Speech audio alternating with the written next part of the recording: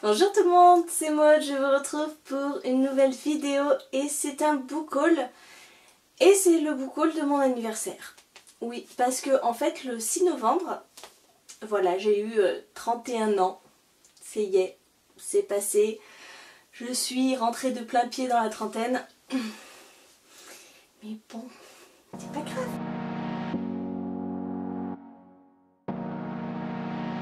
Mon chéri m'a bien gâté, il m'a acheté 4 livres et ma meilleure amie m'a acheté un livre. Voilà, donc je vais vous présenter tout ça et puis vous verrez il y a 2-3 petites choses en plus. Avant tout ça je tenais à m'excuser parce que depuis quelques temps sur la chaîne c'est un petit peu du grand n'importe quoi, j'alterne entre les book hauls et les points lecture. Parce que là depuis quelques mois, depuis août, je lis énormément parce que avant je tournais autour de 10 livres, une dizaine de livres par mois. Là je sais pas ce qui se passe, je suis à 14, 17, enfin bon c'est infernal. Et en fait c'est un cercle vicieux parce que plus vous lisez, plus vous avez des points lecture en retard, donc j'en ai énormément d'avance. Je dois avoir 4 vidéos tournées qui attendent patiemment. Donc j'essaye de les écouler, je les écoule et en même temps il y a des book hauls, énormément de book hauls sur la chaîne. Donc je suis désolée pour la qualité des contenus parce que je comptais faire d'autres choses, vous proposer autre chose. C'est dingue, il pleut mais il y a un soleil de fou. Nous sommes le 11 novembre quand je tourne cette vidéo et voilà, la luminosité ne va faire que ça durant cette vidéo, je suis désolée. Donc voilà, je tenais à m'excuser mais promis, je vais essayer de mettre tout ça à plat. Et puis je pense que l'année prochaine, vraiment, je vais me caler pour faire d'autres choses que des book hauls, des points lecture. En attendant, on va faire le book haul. Alors, ma meilleure amie m'a offert le tome 5 et le crossover de Felicity Hadcock de Sophie Jomain. Et le crossover, c'est avec Maxime Gillot. Voilà, c'est un croisement entre Felicity Hadcock et Orcus Morrigan, qui est un zombie. Quand j'avais vu Sophie au salon du vampire, elle m'avait bien spécifié de lire le crossover avant le 5e tome, pour éviter de se faire spoiler. Par contre, François Zir l'a édité à l'envers, hein. Ils ont mis le 5e tome et le crossover. Donc, il faudra que je voie avec Marjolaine de la chaîne My Wonderful Universe parce que nous avons prévu de faire la lecture commune sur ce livre-là. Je suis hyper contente, merci Laurence de m'avoir offert ce livre que j'attendais tellement. Je ne suis pas à François Zir, elle y est, je lui avais dit dès qu'il sort est-ce que tu peux me le prendre, elle m'avait dit pas de souci, j'ai passé la commande, tu l'auras que fin novembre. Et cette petite menteuse me l'a offert en fait le jour de mon anniversaire, à minuit pile, elle me l'offrait. Donc je suis hyper contente, merci. Si je vous dis qu'on continue dans le Sophie Jomain, vous vous doutez peut-être de ce qui va suivre, parce que mon chéri était un gentil chéri. Il m'a acheté 4 livres, on est loin de la débandade de l'année dernière, hein. Je vous mettrai la vidéo, parce que j'avais 15 livres. Il m'avait offert 15 livres. Pourquoi ?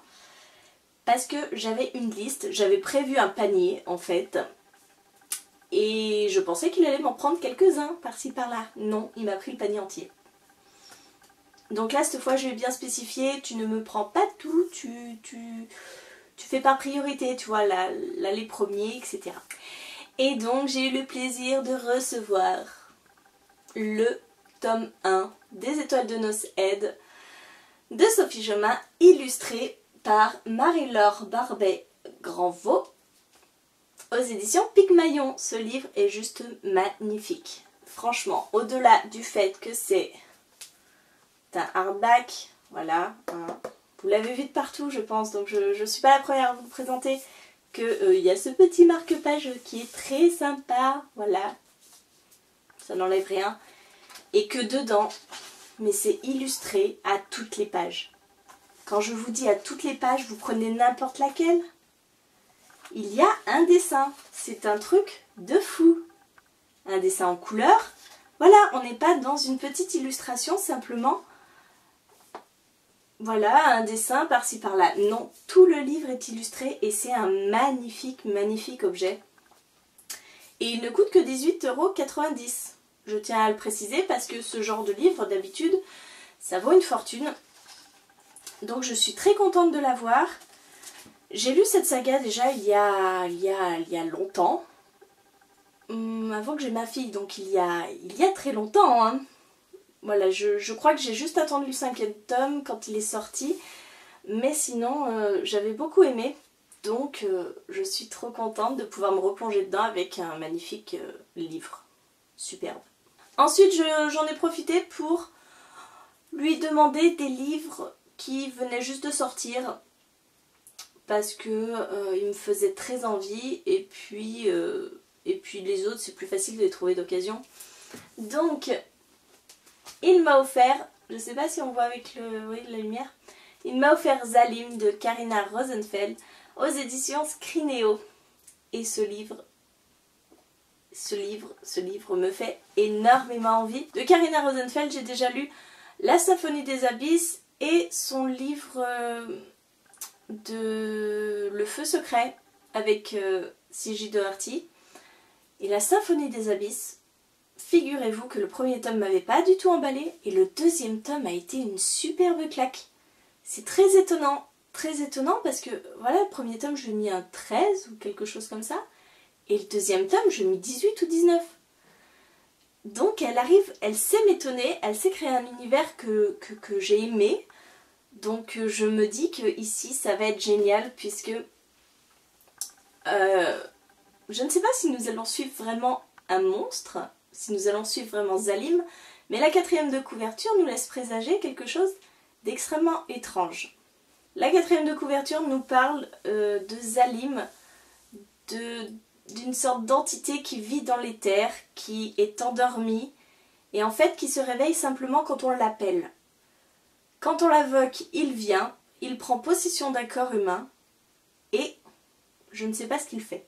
Franchement, je ne sais pas. Je sais simplement qu'il va prendre le corps de quelqu'un et en fait, ce quelqu'un va peut-être s'apercevoir que Zalim, c'est lui. C'est très étrange. Je vous avoue que le résumé est très mystérieux et c'est pour ça que j'ai envie de me ruer sur ce livre. En plus, la couverture est juste magnifique. Je l'avais vu passer lors de Sun & Books. Il faisait gagner ce livre et... où je m'étais dit là pour la rentrée ce livre il va pas m'échapper et pour l'instant je n'ai vu aucune critique dessus donc il va falloir que je lise très vite. À présent je vais vous parler d'une sortie que j'attendais énormément vraiment. Il s'agit de Map of Bones de Francesca Haig aux éditions Hachette Roman. C'est le second tome de la saga Fire Sermon que j'avais beaucoup aimé. Le tome 1, c'était quelque chose, une lecture que j'avais beaucoup aimée. J'avais trouvé un petit peu de longueur et un peu de répétition. Mais souvenez-vous, on parlait ici d'une histoire avec un alpha, un oméga, donc toujours des jumeaux qui naissent. L'un est destiné à de grandes choses, le deuxième, l'oméga, c'est un petit peu le rebut de la société. Il a toujours une tare quelconque, il lui manque une jambe, il lui manque un bras, il lui manque un œil, il a un troisième œil, bref, il a une tare. On le rejette de la société, mais on ne le tue pas pour autant, parce que si l'un meurt, l'autre meurt aussi. Donc les alphas, les omégas sont complètement connectés, et va se jouer ici énormément de jeux de pouvoir, justement à travers cette connexion. J'avais vraiment aimé le tome 1. J'avais pas été surprise. Bizarrement, je m'étais attendue à la majorité des choses qui se passaient dans le tome 1. Mais je sais pas, je voulais continuer, ça m'intriguait beaucoup. Et maintenant j'ai le tome 2, donc je suis trop contente. En plus, je trouve ces livres assez beaux, hein. Franchement, le tome 1, il était très très simple avec l'alpha l'oméga. Mais je sais pas, j'aime beaucoup. Donc j'ai hâte de vous en parler bientôt. Et j'en ai oublié un. Ah super, je sais sur moi maintenant. Oui, donc j'en avais oublié un parce qu'en fait c'est ma lecture en cours. Et il s'agit de La Boiteuse de François Girard aux éditions Non. Aux éditions Gulfstream dans leur collection électrogène. la collection avec les pages de couleurs. Donc ici nous sommes dans du jaune fluo. Je m'attendais pas à ce que ce soit aussi fluo, hein, mais c'est très très jaune. Donc c'est ma lecture en cours, vous voyez, je l'ai attaqué hier. J'ai pas encore eu le temps de lire aujourd'hui, mais mon avis il sera fini très vite. Il est très court, il fait 245 pages il me semble. Et ici nous sommes dans une sorte de thriller. Je vais pas dire un thriller parce que pour moi c'est pas tout à fait ça. Mais nous suivons... C'est ma lecture en cours et je ne sais même plus son nom. Hein. Voilà. Nous suivons Aurore qui part en vacances avec son petit ami Wilfred. Et ils partent en Écosse et lors d'une randonnée, Aurore va faire une chute qui va lui briser la cheville. Et en fait, Wilfred va être envoyé pour trouver du secours, sauf qu'il ne va jamais revenir. Elle va se retrouver perdue en plein milieu de la lande. Elle va être secourue et par la suite, elle va essayer de comprendre ce qui s'est passé à Wilfred. Puis en même temps, vu la relation qu'ils avaient, parce qu'elle était sur le point de le quitter, je sais même pas si moi-même j'ai envie de savoir ce qui lui est arrivé, parce que c'est un sacré enfoiré quand même. Hein. Mais bon, il doit avoir une explication. Voilà. Et la dernière chose que je voulais vous montrer, mon chéri a été encore une fois très gentil puisqu'il m'a offert ces 4 livres, mais aussi des Funko Pop. Voilà. C'est vrai que les Funko Pop, je m'en achète pas. J'en avais gagné une à un concours. Et là, eh ben, il a choisi les plus belles Funko Pop qu'on puisse rêver.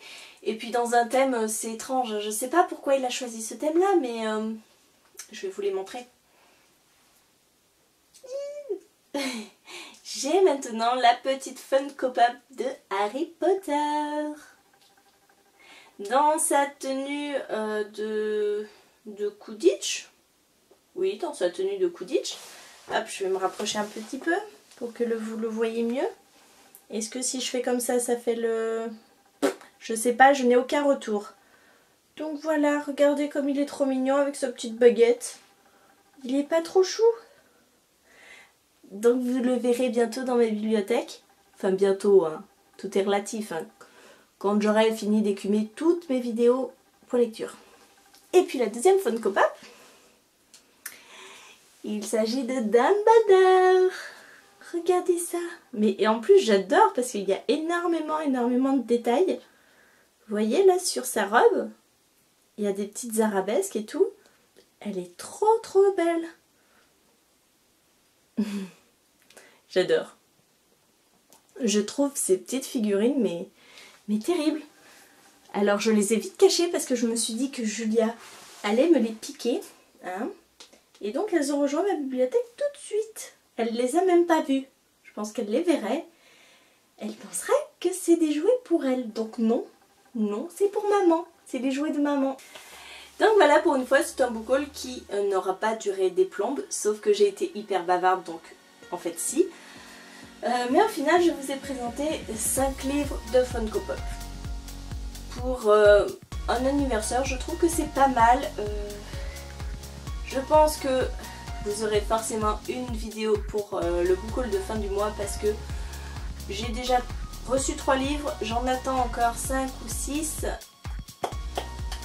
Donc il y aura de quoi faire, hein, comme d'habitude. En même temps, je lis de plus en plus, donc forcément il faut que j'achète de plus en plus. C'est la logique. Voilà.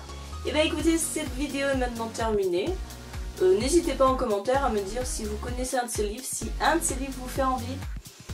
C'est relativement des nouveautés. Donc je vais essayer de les lire rapidement pour vous donner un avis. Mais c'est vrai que je ne les ai pas trop vus tourner, à part la boiteuse. Les deux autres, non pas vraiment. Je ne parle pas des étoiles de Nocette parce qu'on le voit de partout.